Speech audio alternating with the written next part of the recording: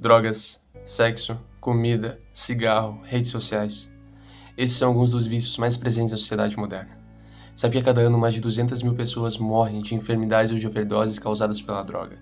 1 a cada 20 adultos é alcoólatra. Mais de 1 bilhão de pessoas são fumantes. Mesmo sabendo que o cigarro está presente entre as principais causas de óbito.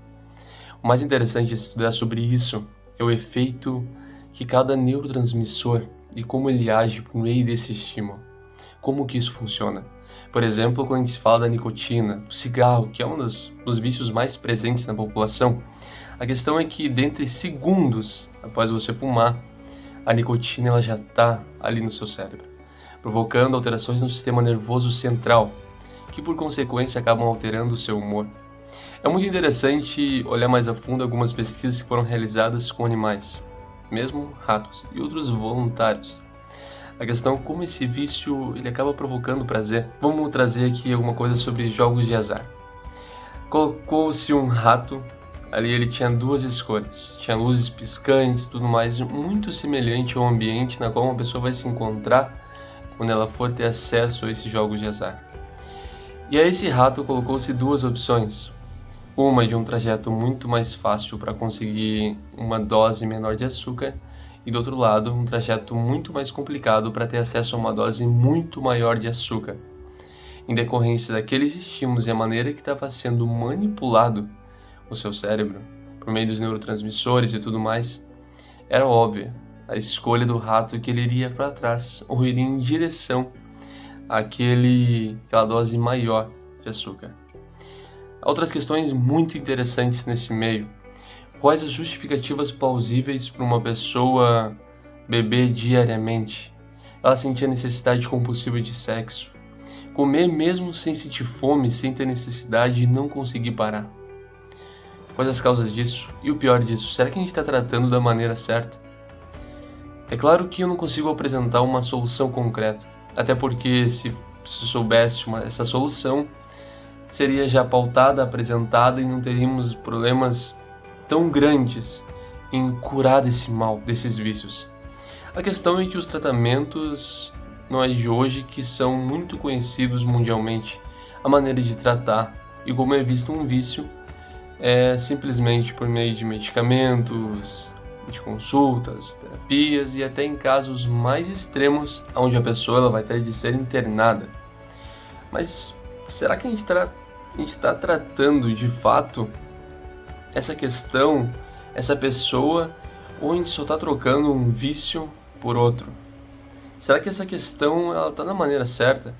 Ou melhor, será que a gente está tratando de fato a raiz desse mal? Porque uma coisa é interessante pensar. Se um pai é alcoólatra, um filho vai ser alcoólatra? A resposta é que não. Isso não tem, de fato, um laço genético, que a pessoa, de fato, vai se transmitir. E é por isso que o filho vai ser necessariamente, ele terá de ser alcoólatra porque o pai foi. Mas o que acontece é muito diferente. O que acontece é que o pai, sendo alcoólatra e levando algumas atitudes, fazendo algumas coisas dentro de casa, causam alguns traumas nessa criança, que por consequência acaba por preencher esses traumas com o álcool. E é essa questão mais interessante sobre tudo.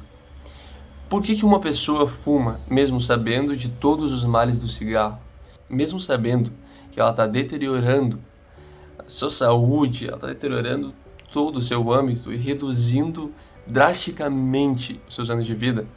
É porque essa pessoa sabe que depois de fumar, o efeito imediato que vai ser causado, os estímulos que vai ter em seu corpo, vai ser como se fosse um alívio, tirando aquela carga daquele dia estressante. Ou enfim, é em função de alguma causa emotiva. E é justamente isso. Tratamos os vícios como doenças crônicas. A maneira que ele se relaciona e ele acaba estimulando os neurotransmissores. Mas na realidade, um vício, ele não é de fato, ou talvez pode ser considerado sim uma doença crônica. Mas a sua causa está relacionada a algo emocional. Na maioria das vezes a pessoa bebe não por necessidade, ela bebe em função de preencher algo, alguma coisa emotiva, um trauma. E o seu cérebro, a sua mente, ela é extremamente inteligente. E ela sempre vai querer o melhor para você. mesmo que seja preenchendo essas sinapses, esses vãos que tem entre um neurônio e outro, mesmo que seja adaptando o seu cérebro, adaptando os estímulos para que você acabe preenchendo essa dor, essa questão, com alguma droga, com um ato excessivo, com um hábito excessivo, entende? E outra coisa muito ruim é que a sociedade moderna, ela lhe incentiva a ser um viciado. Como assim? É muito criticado uma pessoa quando ela está às margens da sociedade, que ela perdeu tudo e ela está ali jogada no chão, sendo tratada, ela virou um mendigo, porque ela vendeu tudo o que tinha em função das drogas. Um cenário já muito repetitivo aqui no Brasil, em outros tantos países. E a questão é que essa pessoa, ela é olhada com um olhar de desleixo. Só que a maior parte das pessoas é um viciado. Porque ser viciado em trabalho, apesar de ser colocado como um workaholic, altruísta, uma pessoa que de fato ela sabe o que quer, é alguém que está pagando preço, enfim, não é algo saudável e também não é indicado. Para tudo se tem um tempo, para tudo, cada um tem seu tempo, só que não é visto dessa maneira. A pessoa ela é incentivada de maneira excessiva a trabalhar longas 12, 13, 14, 15, 16 horas. Ou trabalhar 10 horas e depois estudar até meia-noite, e enfim, ter uma rotina incessante que nunca dá descanso para sua mente. Porque simplesmente deitar, fechar os olhos e dormir não necessariamente é um sinônimo ou está dizendo que você descansou. Quer dizer que a sua mente, de repente, em função da síndrome do pensamento acelerado, ela não conseguiu parar. E não é à toa que quando você acorda, ao invés de estar mais descansado, você está mais excessivamente cansado.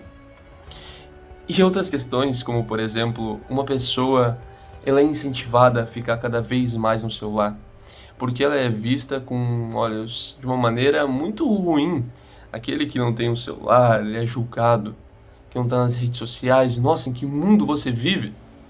Uma pessoa que não bebe em um ambiente festivo e uma festa, ela já não é vista com os outros bons olhos, ela já não é vista da mesma maneira. Muitos jovens acabam querendo se enturmar de início para se integrar a grupos por meio do fumo, e é assim que acabam desenvolvendo a necessidade compulsiva de fumar. A questão é que a sociedade ela acaba lhe incentivando a desenvolver esses vícios. E quer dizer que se a sociedade está lhe incentivando a isso, é porque ela está doente. A maior parte das pessoas não soube gerir as suas emoções. E porque não é fácil gerir as emoções, todos temos problemas. Só que, em hipótese alguma, a necessidade, algo que está relacionado a preencher um vazio, pode ser preenchido com algo externo. Ela deve estar relacionada a um tratamento, talvez consulta com um psiquiatra, com um psicoterapeuta, e para compreender melhor, mas em hipótese alguma também remédios. Remédios nunca vão ser a cura, sempre irão remediar a situação. Se remédios fossem a cura, esses tantos remédios para a ansiedade, para emagrecer, já teriam resolvido os problemas de obesidade mórbida, já teriam resolvido um dos maiores maus do século, que é a ansiedade, porque não são os remédios que vão lhe curar. Eles talvez apenas vão remediar os efeitos, e não é à toa que tantos tratamentos para tratar o vício de uma pessoa acabam sendo dramáticas tentativas sem conseguir atingir o objetivo. É porque a causa do vício, ela talvez esteja sendo defasada na sociedade. Está sendo tratada como uma doença crônica, mas a sua decorrência não está sendo observada sob o âmbito humano e não lógico. A questão é que somos seres humanos, e o que nos difere de outros seres é justamente o nosso senso racional e o nosso senso emocional. E olhar muito sobre a perspectiva racional, sobre um âmbito de uma doença crônica, que acaba assimilando o que os neurotransmissores fazem em seu cérebro, e a solução ser um tratamento efetivo por meio de um medicamento, outros tantos meios, não acaba por solucionar, acaba apenas por remediar ou trocar um vício por outro. É porque a causa disso muitas vezes está mais relacionada a lastros emocionais. E um vício tem sua causa, talvez muitas vezes lá na infância, a algo que não foi dito, a um sentimento que não foi correspondido, talvez. E assim aquilo vai vai aumentando e vai aumentando, vai se intensificando até no futuro essa pessoa tá às margens da sociedade e se tornar um usuário de drogas, a se tornar uma pessoa excessivamente compulsiva e ter necessidade gigantesca de estar nas redes sociais, de estar na internet, de estar conectado, ou de estar jogando, ou de estar fumando, ou de estar bebendo, porque alguma questão emocional não foi resolvida. É claro que não é tão simples assim, mas é um pensamento que gera muitas perguntas e é talvez um começo para resolver esse mal. Esse é o vídeo, eu espero ter agregado valor ao seu tempo e até o próximo.